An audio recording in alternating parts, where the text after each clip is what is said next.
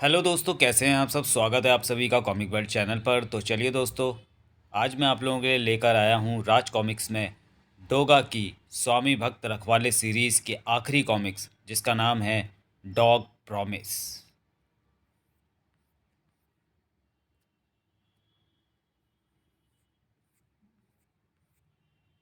स्वामी भक्त रखवाले श्रृंखला का संपूर्ण आनंद लेने के लिए प्रस्तुत चित्रकथा के पूर्व प्रकाशित भाग कुत्ता पंती व कुत्ता खाती अवश्य पढ़ें। ये दोनों कॉमिक्स आपको चैनल पे अपलोड मिल जाएंगे।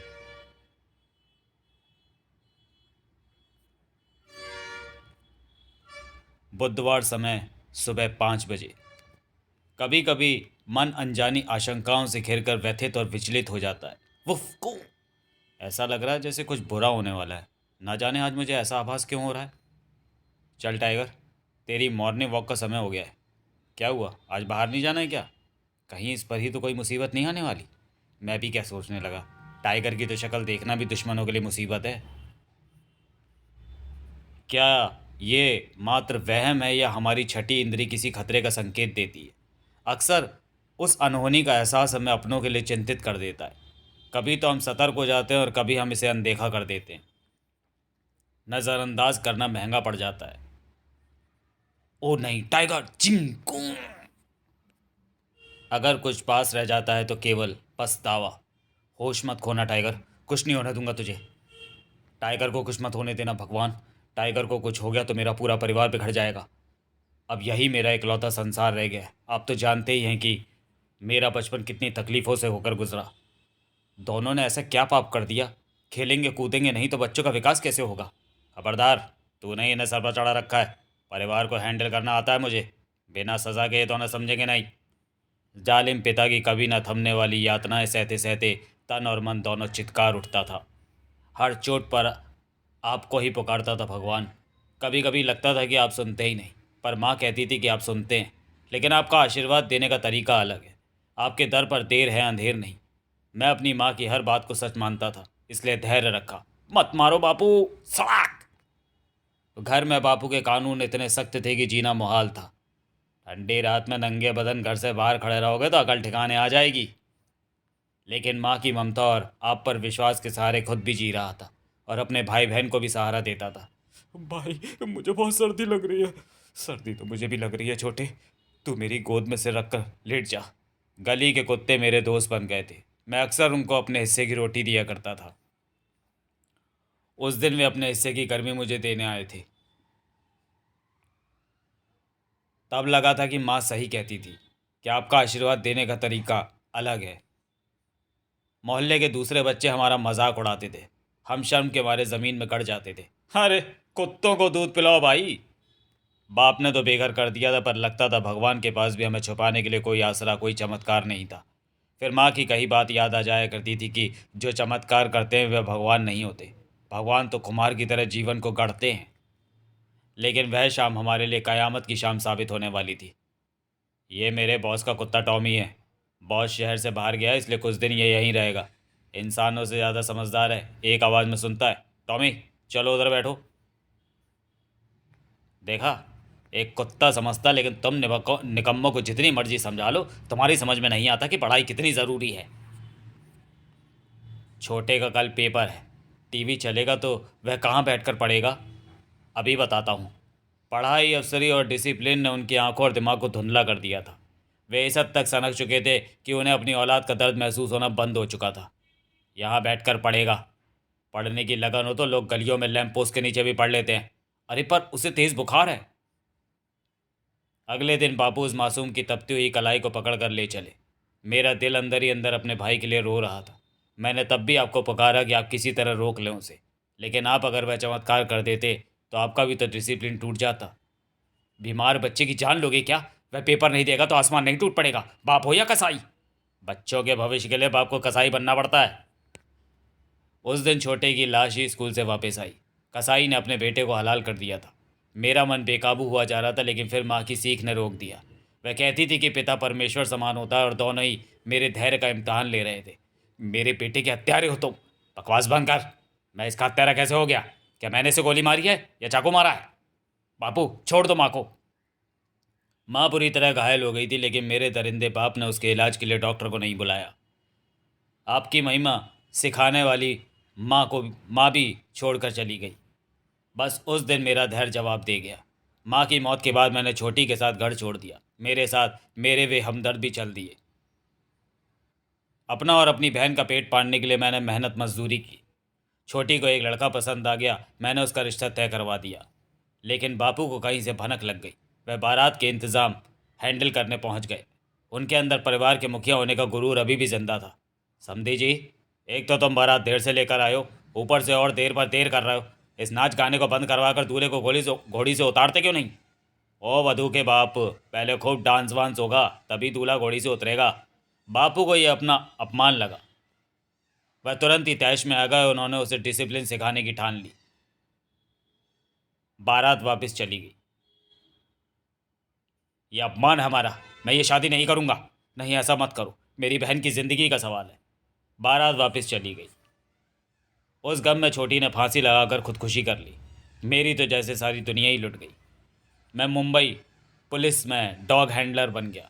मैंने पुलिस के 3 रिटायर्ड कुत्तों को अडॉप्ट कर लिया। जैसे मुझे मेरा परिवार फिर से मिल गया।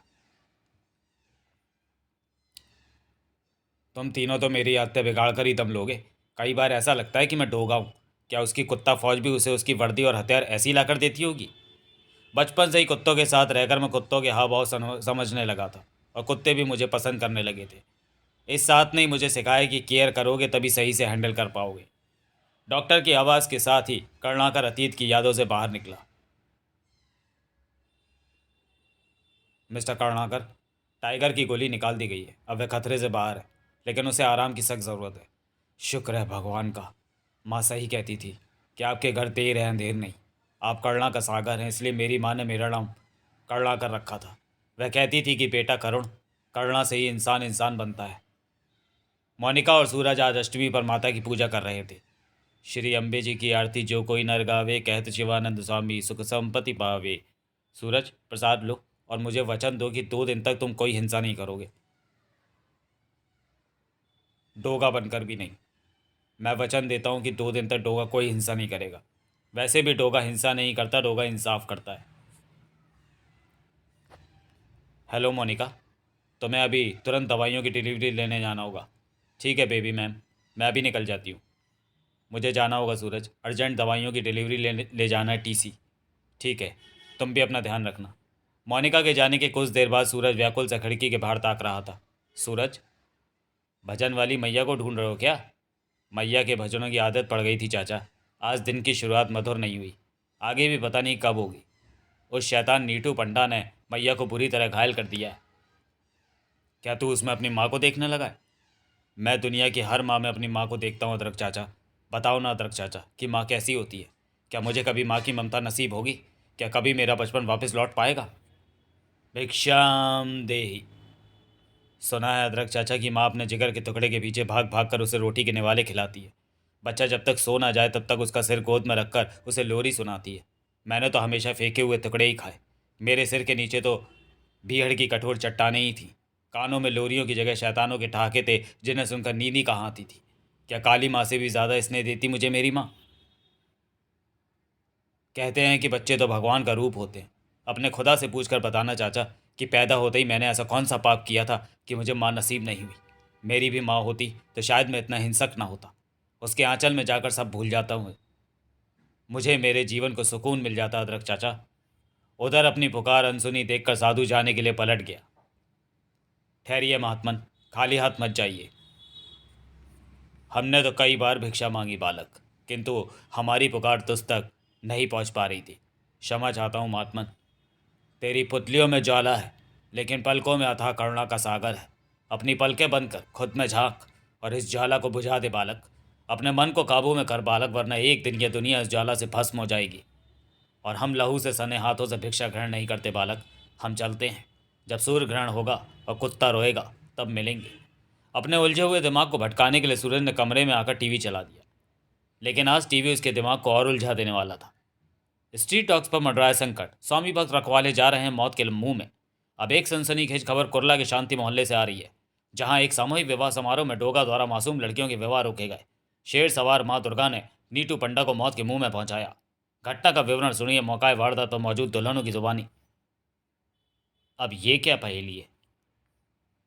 हाँ, वो माँ दुर्गा ही थी। उन्होंने आते ही नीटू पंडा के सीने में अपना त्रिशूल घोंप दिया। पहेली सच में बहुत उलझी हुई थी। सूरज के लिए हर पल पेचीदगी बढ़ती जा रही थी। इधर कर्णाकर पुलिस हेडक्वार्टर में कमिश्नर कामत को रिपोर्ट कर रहा था। सर, टाइगर को भी गोली मार दी गई, पर शुक्र है कि उसे बचा लिया गया।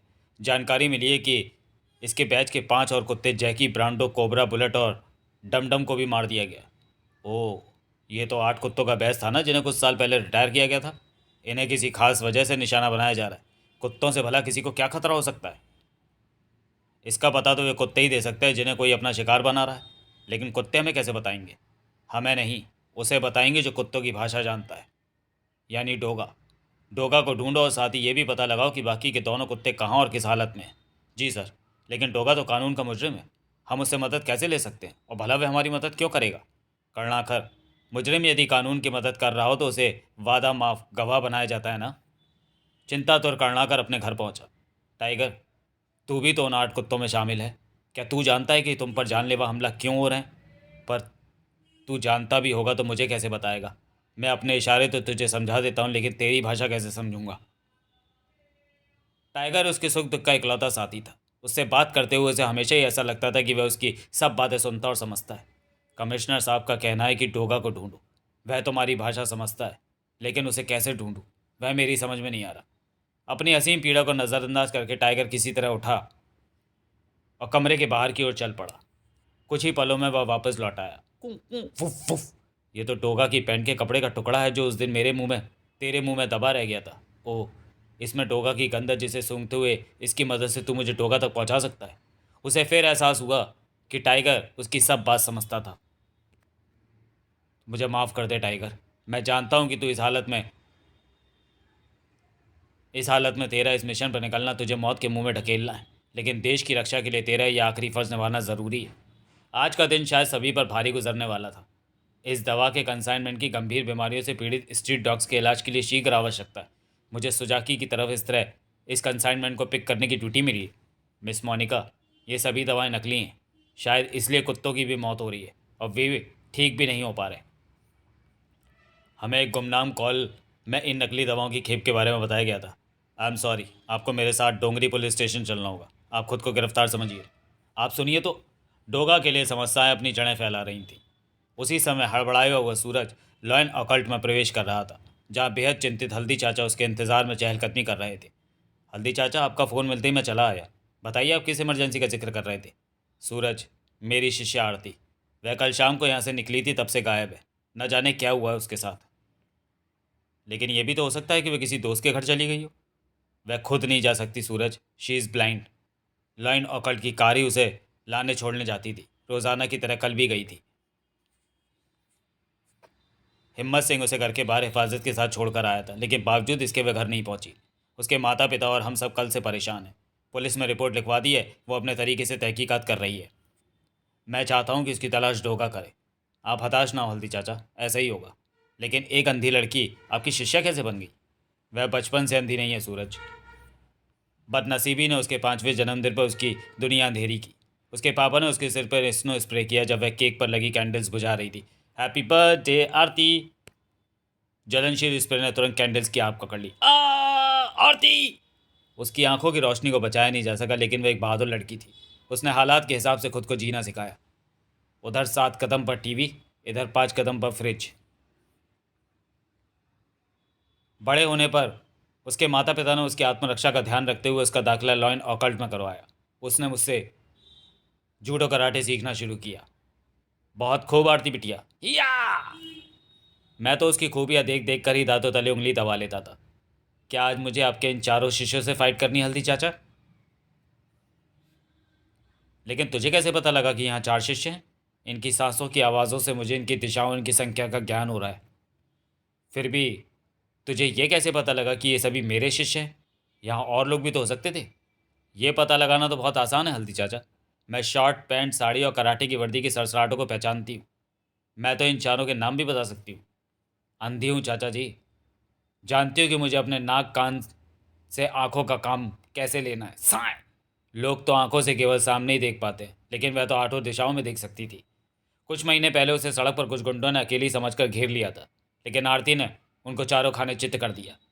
अरे हम तो इसे अंधी समझे थे, ये तो हमें अंधा किए दे रही है। इस घटना के बाद मैंने उसकी अतिरिक्त सुरक्षा के लिए रिटायर्ड पुलिस डॉग प्रॉमिस का इंतज़ाम भी किया। चाचा जी, अब तो प्रॉमिस मेरी आंखें बन गया है। यह हाफते हुए आगे भागता है तो इसकी आवाज़ों पर मैं इसके पीछे। अब तो मुझे स्टिक की भी ज़रूरत नहीं है। वह महाराष्ट्र स्टेट कराटे चैंपियनशिप की ट्रॉफी जीत चुकी है। तो फिर ऐसी अनोखी लड़की को भला कौन चोट पहुंचा सकता है, और वह कुत्ता कहाँ है? यही तो मेरी चिंता का कारण है सूरज। प्रॉमिस भी गायब है। हिम्मत सिंह पर भी शक नहीं कर सकते, वह कई साल से आपका विश्वासी है। आरती के कारनामे सुनने के बाद अब अचंभित सूरज को भी उसकी चिंता सताने लगी थी। इधर करुणाकर और टाइगर डोगा की तलाश में निकल चुके थे। शाबाश टाइगर, अच्छी तरह से सूंघ ले डोगा की पैंट के इस टुकड़े को। मुझे विश्वास है कि अब तू डोगा को ढूंढ लेगा। कुछ देर बाद, टाइगर ले कुछ बिस्किट खा ले, मैं तेरे लिए चिकन सूप लाता हूँ। ले ये सूप पी ले, शरीर में कुछ जान आएगी। वुफ। अबे बड़ा लकी है यार तू, पहले बिस्किट फिर चिकन सूप। वुफ, मैं कभी पुलिस के लिए काम करता था, मैं पुलिस से रिटायर्ड हो चुका हूँ अब, मगर आज स्पेशल ड्यूटी पर एक बहुत बड़े मिशन पर निकला हूँ। मेरे नथनों में बसी है मुंबई के सबसे बड़े अपराधी डोगा की स्मेल। सिर्फ मैं ही डोगा को पकड़वा सकता हूँ। वुफ, तो उस डोगा को पकड़वा देगा जिसने हमें इज्जत का एक नाम दिया, कुत्ता फौज। वह जो गलियों में घूम घूम कर हम कुत्तों के जख्मों पर मरहम लगाता है।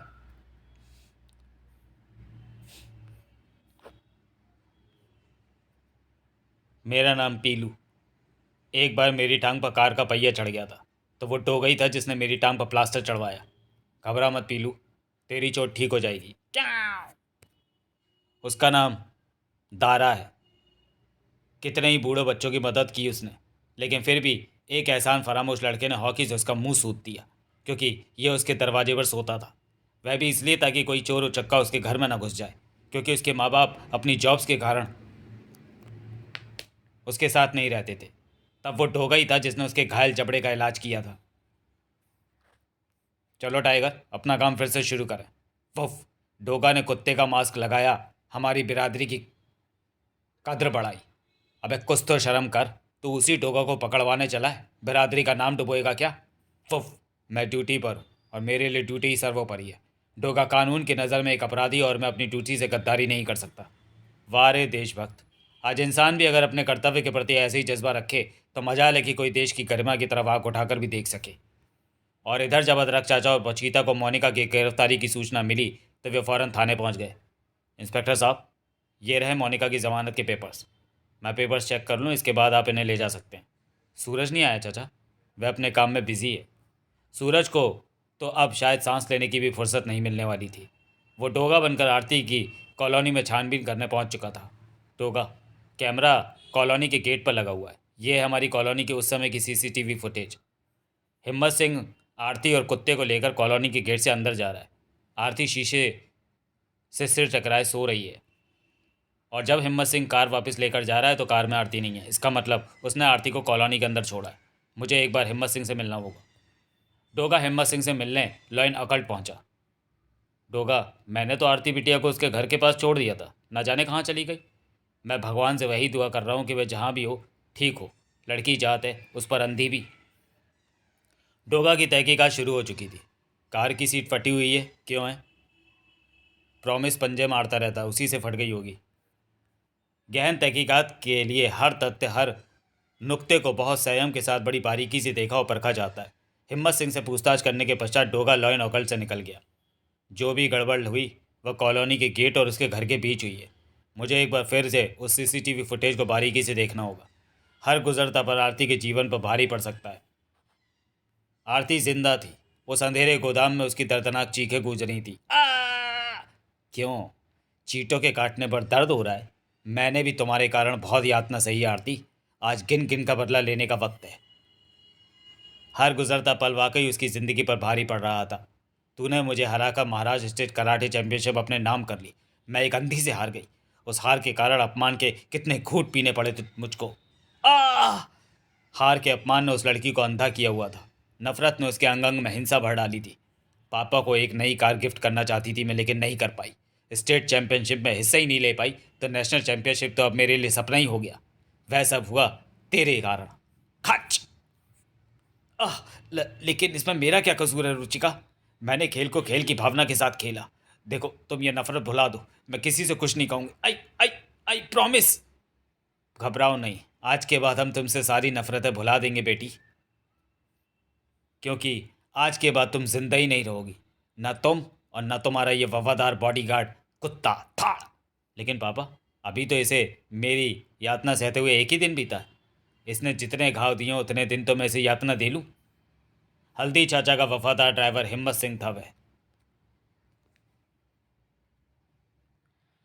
तो चलिए दोस्तों, वीडियो को यहीं समाप्त करते हैं और मिलते हैं डॉग प्रॉमिस के दूसरे भाग में अगले वीडियो में। तब तक के लिए धन्यवाद।